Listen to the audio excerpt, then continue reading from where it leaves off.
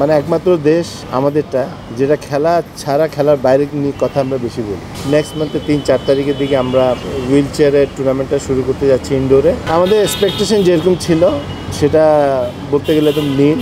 আমাদের যে ওয়েতে আমরা খেলি সেরকম এক্সপেকটেশন যেরকম ছিল আমাদের সেরকম কিছু খুঁজে পাইনি। তো আমার মনে হয় যারা খেলছে যে ওদেরকে দায়িত্ব নিয়ে খেলতে হবে, কারণ নর্মালি অন্য দলের তুলনায় আমরা ব্যাটিংটা বেশি, ব্যাটসম্যান বেশি নিয়ে খেলি, বাট আমরা কিন্তু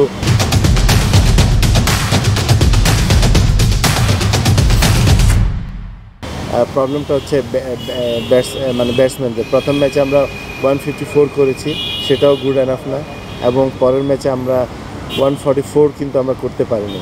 সেটা বাংলাদেশের মতো টিম এখানে কিন্তু ইজিলি জেতার কথা ছিল।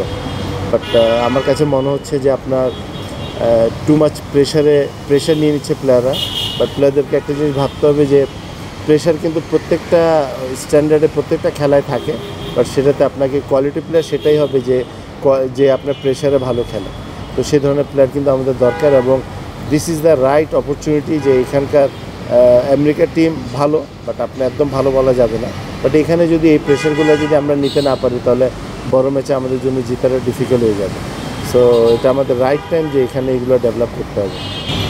সেটা তো আমার পক্ষে আমার বলা ডিফিকাল্ট, বাট আমার সময় আমরা we work as a family.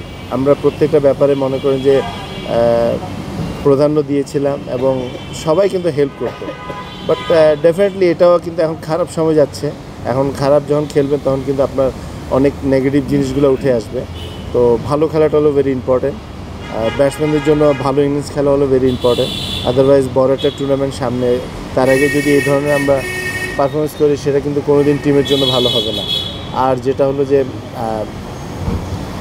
আমি সিরিজের আগে কিন্তু আমি বলেছিলাম যে বাংলাদেশ টিমের জন্য সিরিজের প্রথম ম্যাচটা কিন্তু ভেরি ইম্পর্টেন্ট, কারণ আমরা সবাই ভেরি এক্সাইটেড। আমাদের পেশেন্ট কম। আমরা পারফরমেন্স যদি শুরুতে খারাপ হয় সেটা কিন্তু অল নেগেটিভ দিকে যায়, এবং শুরুতে যদি ভালো হয় তাহলে সব পজিটিভ হয়। তো আমাদের এখন একটা জিনিস বের করতে হবে যে আমাদের ম্যাচ জিতার অভ্যাসটা কিন্তু আনতে হবে। আদারওয়াইজ আপনি যে টাইপের প্লেয়ার ওই পারফরমেন্স কিন্তু করতে পারবেন না। একটা জিম্বাবুয়ে এবং ইউএসের সাথে দুটো সিরিজের বাংলাদেশের ক্রিকেটাররা একটু বেশি চাপে আছে এবং ছিল কিনা। জিম্বাবুয়ে যে আউট অফ ওয়ার্ল্ড কাপ, তার সাথে যদি ম্যাচ হেরে যায় সুতরাং এইটা নিয়ে সমালোচনা হবে। আবার ইউএসের সাথে খেলা, সেখানেও ম্যাচ হারার সমালোচনা হবে। ক্রিকেটার একটু বেশি চাপে আছে কিনা? আমি আপনাকে শুরুতে বললাম যে আপনার প্রত্যেকটা স্পোর্টসে কিন্তু প্রেশার থাকে। আপনি স্কুল লেভেলে খেলেন বা ইন্টারন্যাশনাল খেলেন, আপনার প্লেয়ার ওটাকে বলবে যে প্রেশারে ভালো খেলে। তো আমাদের যেটা দেখা যাচ্ছে আমরা প্রেশারে কিন্তু ভালো খেলতে পারছি না। This is the biggest problem. আমাদের প্লেয়ারদের যে কোয়ালিটি আছে ওই কোয়ালিটির সাথে এই পারফরমেন্সের সাথে কিন্তু মিল হচ্ছে না। এখন আমার মনে হয় যারা ইনভলভ আছে, যারা যে দায়িত্বে আছে, ওনাদেরকে কিন্তু আরও বেশি ইনভলভ হওয়া উচিত এবং ভালো পারফরমেন্স এটা বের করা উচিত।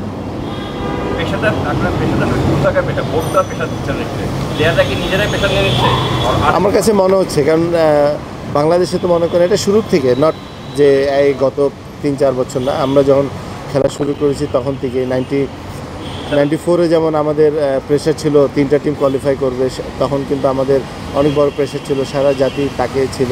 97-এ আমরা কোয়ালিফাই করলাম। সো প্রেশার কিন্তু আপনার থাকবে, বাট প্লেয়াররা আমার মনে হয় যে কেন জানি আমার মনে হয় প্লেয়াররা কিন্তু প্রেশারটা বেশি নিয়ে নিচ্ছে।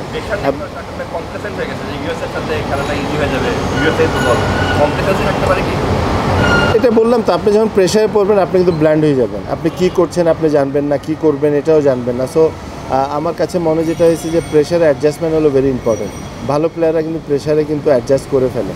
তো আপনি যতই ডোমেস্টিকে রান করেন, যতই পারফরমেন্স করেন, আপনি যদি প্রেশারে গিয়ে যদি পারফরমেন্স করতে না পারেন তাহলে কিন্তু আপনার টিম কোনোদিন ভালো করবে না।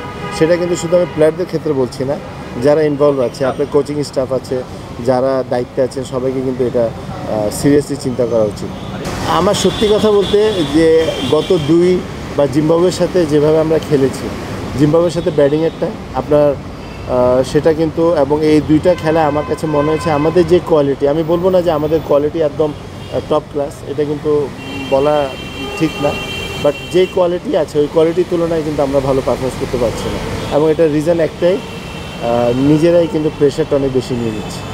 না, সেটা হয়তো পারে, ডেফিনেটলি ওদের কাছে তো খারাপ লাগবেই যখন টিমটা হারে, যেটা রিপ্রেজেন্ট করতে যায়। বাট এখন অনেক যেহেতু আমরা খারাপ খেলছি, এটা অনেক নেগেটিভ জিনিস আসবে, বাট আমার কাছে মনে হয় যে পজিটিভ জিনিসগুলো বের করা উচিত। কারণ যারা খেলার বাইরে আছে ওরা কিন্তু নেগেটিভ নিয়ে কথা বলবে, হচ্ছে হবেই। So this is the right way যে আমাদের ভালো খেলা, এবং এটা কিন্তু রেসপন্সিবিলিটি নিয়ে খেলতে হবে। এবং T20 কিন্তু আপনার ফর্ম্যাটটা কিন্তু পুরো আলাদা। First 6 over very important. আমরা লাস্ট যেটা IPL-এ দেখছি যে আপনার 3-4টা উইকেট গেলেও কিন্তু ওরা 6 ওভারে 60-70 করে ফেলে। তো আমরা যদি প্রথম 6 ওভারে 50ও করি তাহলে 140-150 কিন্তু কোনো রানই না।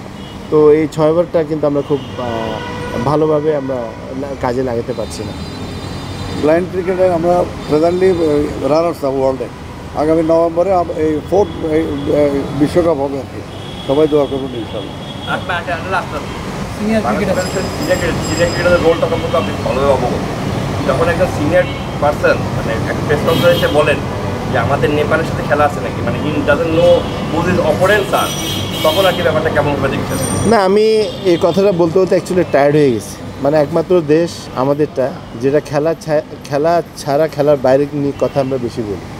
যে মনে করেন যে আমরা যার সাথেই খেলি, আমরা জিম্বাবুয়ের সাথেও কিন্তু খেলি, বা USA-র সাথে খেলি, বা অস্ট্রেলিয়ার সাথে খেলি, এটা কিন্তু একটা খুব ভালো অপরচুনিটি বা প্লেয়ারদের জন্য যে এখানে শিকার, এখানে পারফর্ম করা। তো আমরা এই জিনিসটা নিয়ে আমরা কথা কি, আমরা কিন্তু অন্য কথা বেশি বলি। এই ধরনের কথা যদি আপনি দেখেন, প্রত্যেকটা বড় ইভেন্টে কিন্তু আমরা অনেক বড় বড় কথা বলেছি। আপনি লাস্ট ওয়ার্ল্ড কাপ দেখেন, তার আগে 19-এ আপনার দুবাইতে। সো প্লেয়াররা বা অফিসিয়াল বলেন বা অন্যরা বলেন, এত বেশি বাইরের কথা নিয়ে ইনভলভ হয়, সেটা নিয়ে আপনার পুরা এফেক্টটা কিন্তু খেলার পারফরমেন্স হয়।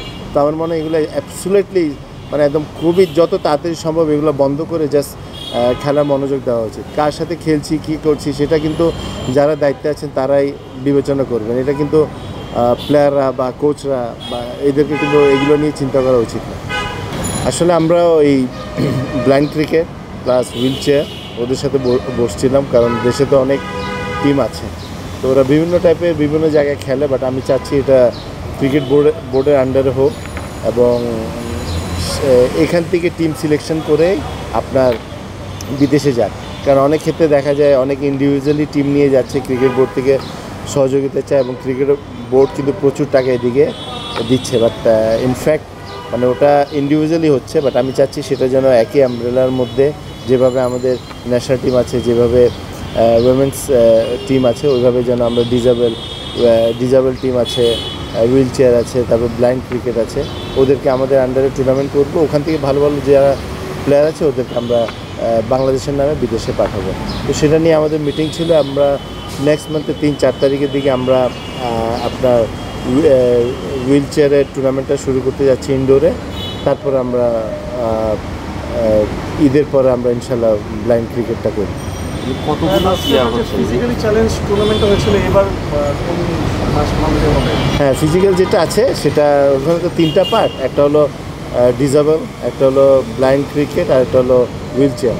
তো আমরা আপাতত এখন হুইল চেয়ার আর ব্লাইন্ড ক্রিকেটটা করছি। তারপর আমরা ডিজাবেলটা হয়তো একটু ওয়েদার কন্ডিশন দেখে আমরা হয়তো শীতের আগে আগে করবো ইনশাআল্লাহ। এদের একাডেমিটা আসলে কীভাবে হবে?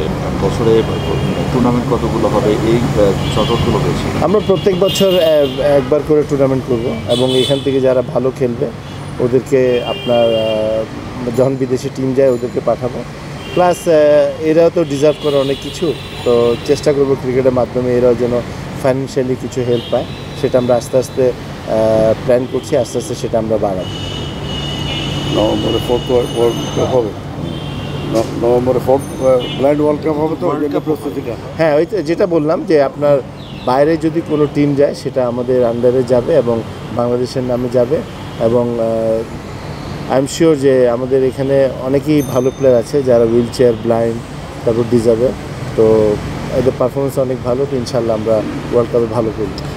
ন্যাশনাল টিম হবে, কোচিং স্টাফ কারা এদেরকে ট্রেন আপ করাবে, এই ধরনের কোনো কিছু প্রত্যেকটা আছে। আমাদের কোচও আছে, ডিজাবেলের কোচ আছে, আজকে ফিজিও আসছে। তো আমাদের পুরো সেট আপ আছে। এখন প্রপার ওয়েতে যদি আমরা টুর্নামেন্টগুলো করতে পারি তাহলে ইনশাল্লাহ খুব ভালোভাবে আমরা আগাতে পারি। লাস্ট যে টুর্নামেন্টটা করেছিলেন ওইখানে আসলে কত ক্রিকেটার পার্টিসিপেট করেছিল, আর আগামীতে যখন করবে এই সংখ্যাটা আসলে কতটা বাড়বে? গত বছর আমার ঠিক জানা নেই, মানে আমার মনে নেই, আপনার 10-12টার মতো টিম হয়েছিল, বাট 10টা টিম হয়েছিল ফিজিক্যালি। আজকে যেটা দেখলাম আমরা আজকে ব্লাইন্ডে, যেটা আমাদের প্রায় অলমোস্ট 21টা টিম, এবং আপনার হুইল চেয়ার হলো প্রায় 10টার মতো।